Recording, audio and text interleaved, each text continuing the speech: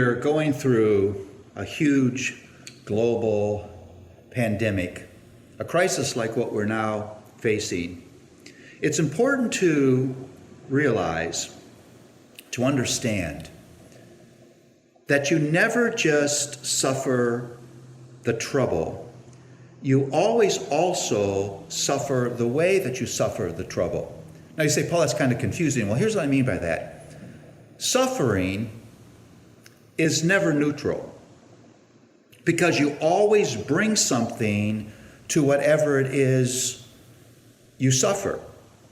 You see, God created us to be meaning makers, to have this drive to make sense out of our lives. I say this all the time, that human beings made in the image of God do not live life based on the facts of their experience, but based on their interpretation of the facts. We're always interpreting.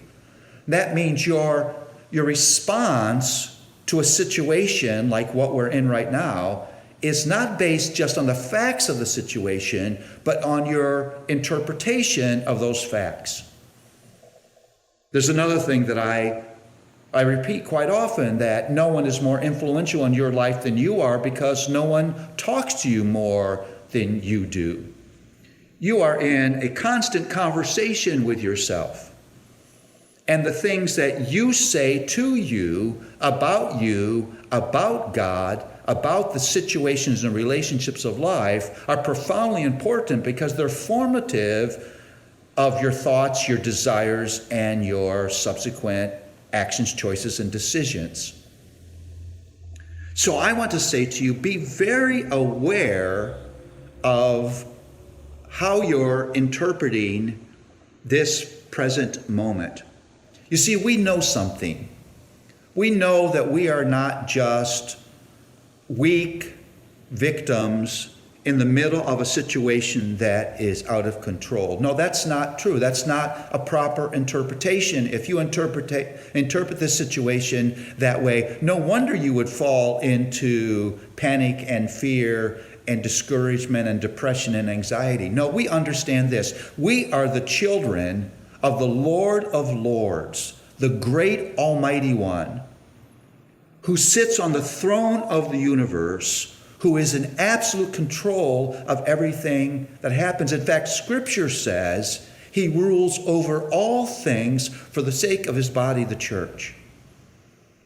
And so we have reason for hope, not because we're able, not because we're strong, not because we're wise, but because God is, and he is our Father.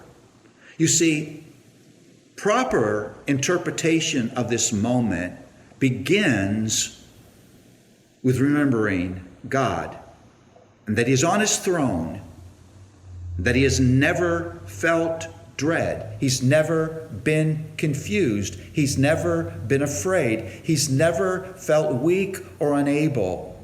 He never worries about what's going to happen next. He never feels overwhelmed by a situation. You see, if that's got to be your interpretive grid. God and his existence and who he is, and your relationship to him by grace. May that be at the center of the way that you make sense out of this moment. Remember, you never just suffer the thing that you're suffering. You always suffer the way that you're suffering that, because we never come empty-handed. We always bring a worldview that shapes the way we live through a moment. May God be in the center of that worldview, and that may give you hope in the middle of situations that otherwise would seem hopeless. God bless you as you do that.